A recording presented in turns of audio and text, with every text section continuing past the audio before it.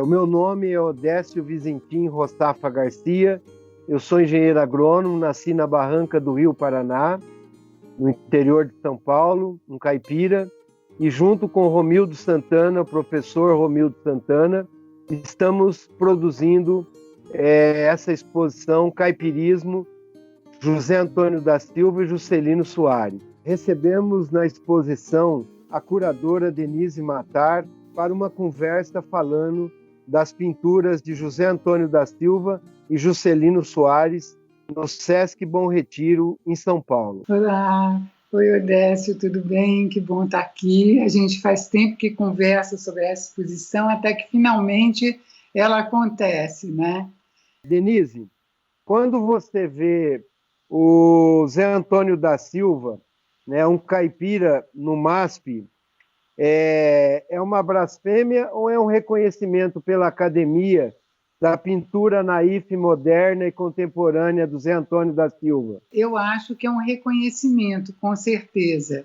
Eu acho até que a gente está num segundo momento de reconhecimento. Acho que a gente teve, na década de 70, um grande momento em que a gente teve um reconhecimento da crítica, da arte espontânea. Isso acabou ficando para trás, até que finalmente agora a gente está tendo uma retomada muito interessante e o MASP está fazendo um bom trabalho nesse sentido. Misturar José Antônio da Silva e Juscelino Soares é uma pretensão poética ou essa rede existe dentro daquele pictório todo que está nessa exposição? Eu acho que é o mesmo universo poético, né? É o mesmo universo do qual eles participam, que é um universo bastante diferente desse nosso universo urbano. Então, existem poéticas que são semelhantes, temas assemelhados,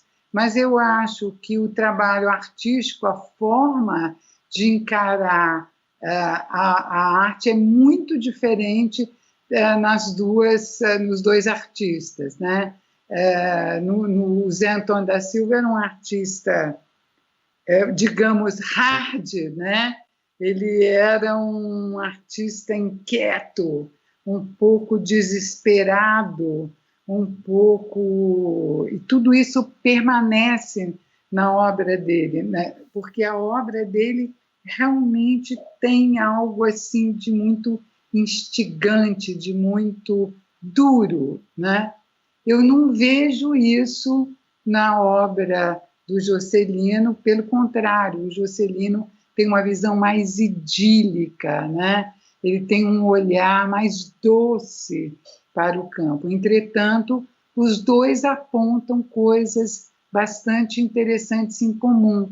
Uma das obras que a gente coloca é a questão dos curadores, né, da Bienal, que ele critica a Bienal, que ele tem uma presença em 51 e 53, e depois ele crucifica os curadores da Bienal.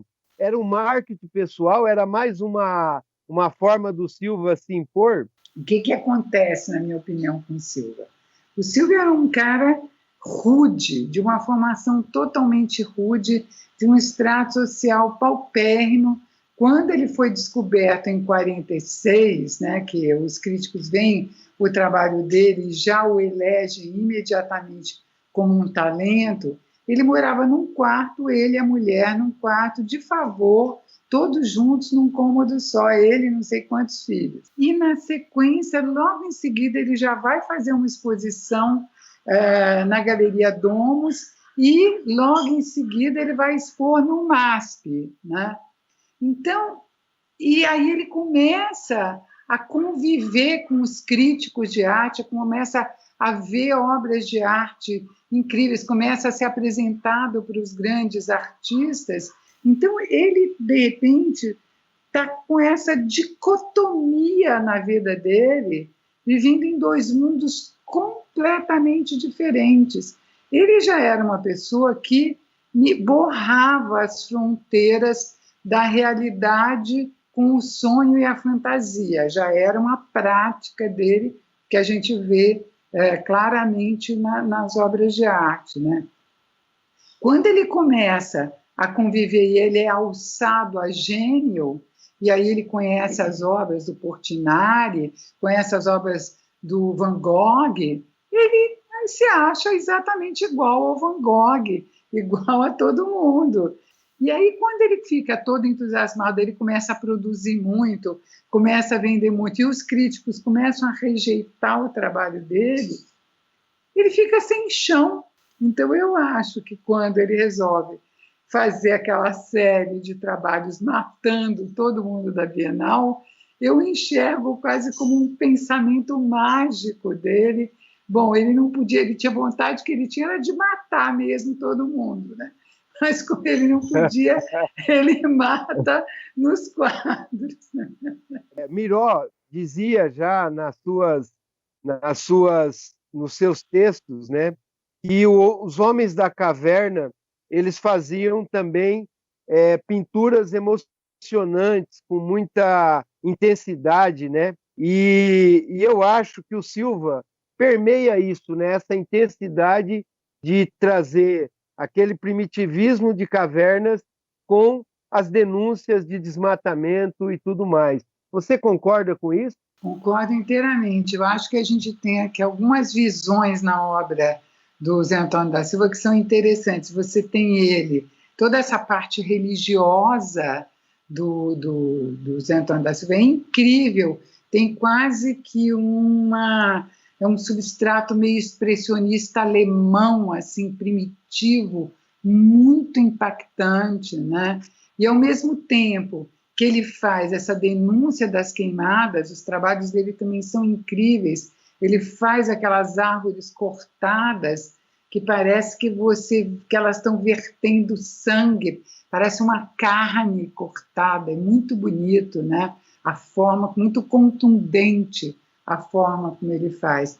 Mas, ao mesmo tempo, ele tem um encanto pelos campos plantados, porque, no fundo, ele era um esteta. Então, ele tem um encanto pelos campos plantados. Então, a gente vê aqueles algodoais, que ele já está quase se aproximando do abstrato, né?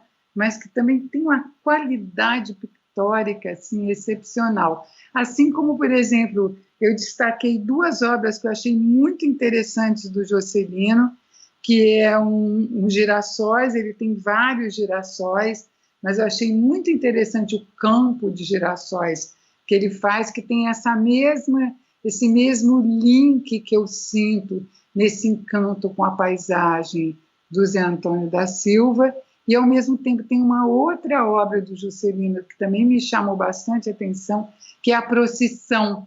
Acho que aquele trabalho Procissão também tem uma qualidade assim dramática que eu acho bastante interessante também.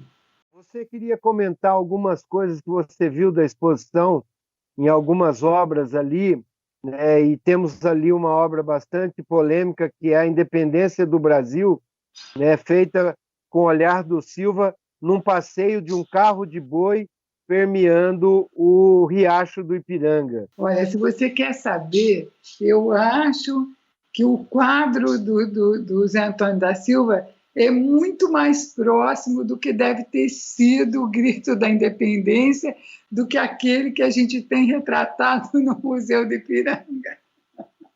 Eu não vejo aqueles soldados garbosos, né? Aquela postura toda elegante. Eu acho que eles já estavam todo mundo cansado. Eu acho que o trabalho do Silva tem muito mais a ver com o que deve ter sido, na realidade, a proclamação do tal do Grito da Independência. Foi um prazer ter a Denise Matar conosco, falando aqui daquelas belezas que ela pôde apreciar na exposição O Caipirismo, José Antônio da Silva e Juscelino Soares. Agradecemos a Denise por essa bela explanação, por esses belos conceitos que nos propiciou, e dizer, Denise, que é muito rico tudo aquilo que a gente ouviu de você hoje, e é muito rico saber que você tem um apreço muito grande pela pintura do Zé Antônio da Silva e pela pintura de Juscelino Soares.